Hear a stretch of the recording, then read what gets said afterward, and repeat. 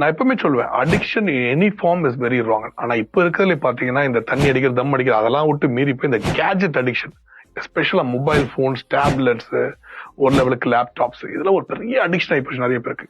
இந்த போன் அடிக்ஷனுங்கிறது உங்களுக்கு as a person develop பண்றதுக்கு ஒரு பெரிய நெகட்டிவ்.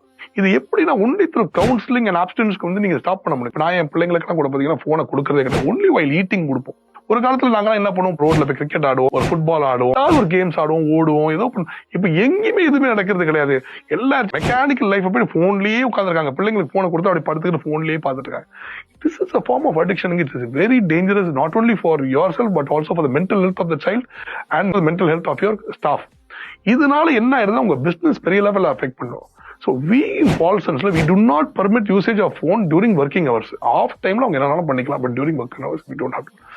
நீங்க இந்த மாதிரி ஸ்ட்ரிக்ட் ஆக்ஷன் எடுத்து லாட் ஆஃப் கவுன்சிலிங் பண்ணி இந்த போன் அடிக்ஷனை உங்க எம்ப்ளாயிஸ் கிட்ட சரி உங்க ஃபேமிலியும் ஸ்டாப் பண்ணி ஆகணும். This is a very serious problem. The whole world is talking about it. I think this is one of my greatest challenges right now. It really affects the experience of the customer. My request is இதை ஒரு சீரியஸா எடுத்து இந்த phone addiction உங்களுக்கும் இல்ல, உங்களை சார்ந்தவங்களுக்கும் எல்லாத்துக்கும் stop பண்ணணும்.